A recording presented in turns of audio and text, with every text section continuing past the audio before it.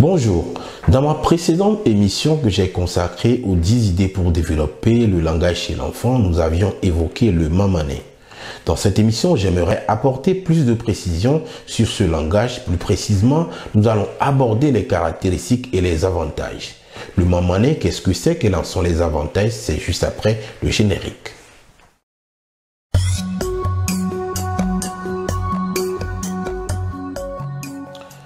Encore connu sous le nom de mot d'arrêt ou de parenté, le mamané désigne un mode de communication particulier entre les mamans et les enfants.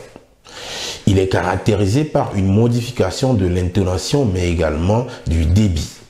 Quelles sont en réalité les caractéristiques particulières de ce mode de communication? En effet, plusieurs études se sont consacrées au mot d'arrêt, notamment à ses caractéristiques suprasegmentales, phonologiques, lexicales, mais également syntaxiques. Ces études permettent de noter que le langage des parents n'a pas les mêmes caractéristiques quand il s'adresse à un enfant et à un adulte. On note par exemple que le débit est plus lent et les pauses sont plus fréquentes. Également, la voix est généralement plus aiguë et est caractérisée par une variation mélodique importante. Aussi, l'articulation est plus précise.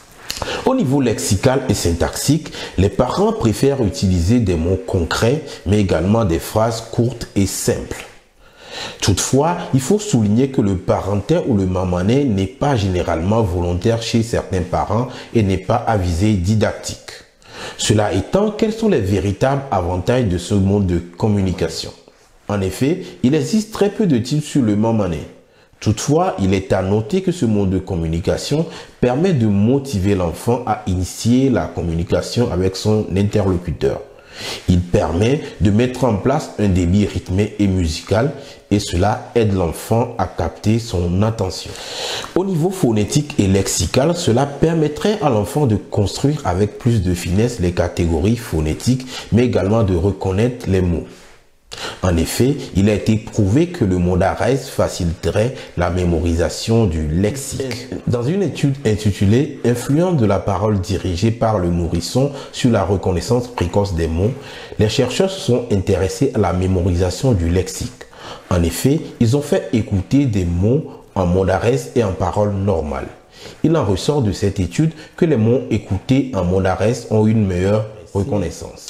D'autres études se sont intéressées à la mise en place du mamané auprès des bébés à devenir autistes.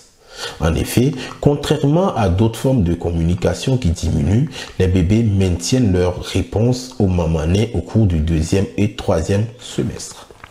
Comme vous l'avez compris, le mamané ou le parenté ou le mot d'arrêt favorise l'interaction entre les mamans ou les parents et l'enfant.